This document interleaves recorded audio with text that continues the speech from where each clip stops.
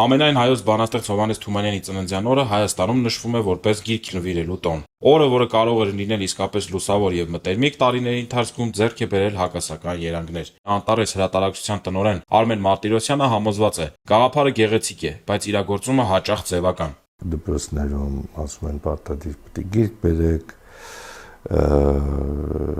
մենք տեսնում ենք, որ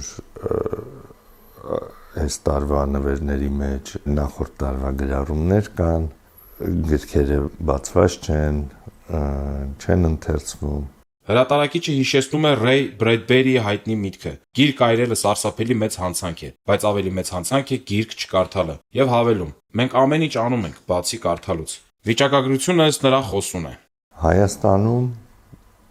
90% գրքերի կոշտ կազմով են վաճառվում։ Վրաստանում 90% գրքերի փափուկ կազմով են վաճառվում։ Երբ են կոշտ կազմով գնում, երբ նվերը։ Հայաստանում 7 շնչին 1 գիրք է բաժին ընկնում, մինչդեռ Վրաստանում 1 շնչին 2 գիրք է հասնում։ Այս համեմատությունը ըստ հրատարակչի ցույց է տալիս ոչ միայն շուկայի, այլև մշակույթի տարբերությունը։ Մեզ համար այս գիրք նվիրելու օրը մոտավորապես նույնն է, ոնց որ կանանց համար մարտի 8-ը, որ իրանց մենակ այդ օրն են հիշում։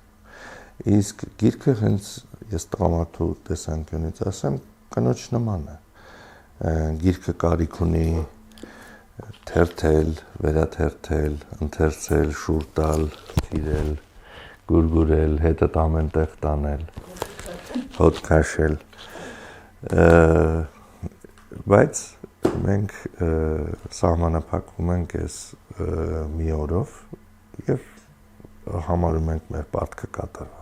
Վերջին տարիներին հաճախ հնչում է տեսակետ, որ թղթային գրքին փոխարինելու է գալիս էլեկտրոնայինը, սակայն հայերեն գրքի դեպքում պատկերը այլ է։ Մոտ 400 գիրք տեղադրել էինք Amazon-ում, տարվա մեջ 6 հատիկ էին առել ընդհանուր, սաղ տարվա մեջ։ Ու այն մարդիկ, ովքեր ասում են մենք էլեկտրոնային ենք կարդում եւ այլն, կարող է անգլերեն, ռուսերեն, ֆրանսերեն, պարսկերեն կարդում են։ Դա հայերենի մասին չի, բայց էլեկտրոնային գիրքը միայն օգնում է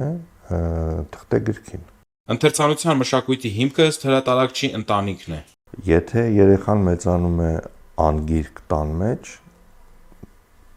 դրա կարիքը հետագայում չի զգում, որ գրքի կարիք ունի։ Իսկ եթե գրքերով տան մեջ ու տեղափոխվում է մի ուրիշ տեղ, ինքը զգում է, որ մի բան պակաս է իր կյանքում։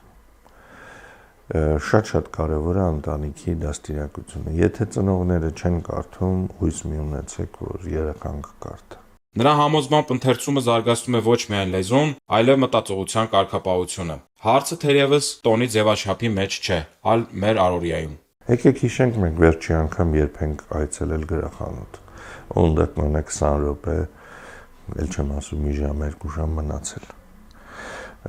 Հիմա քանի մարդ կասի, որ ու դա ամեն ամիսա, թե տարվա մեջ մի անգամ։ Դա 10 օրը մեկա, թե 5 տարին մի անգամ։ Ու մենք կտեսնենք, թե մենք ոնց ենք առնչվում։ Հիմա ինչ որ մարդիկ էլ կասեն, ու մենք on-line ենք առնում եւ այլն։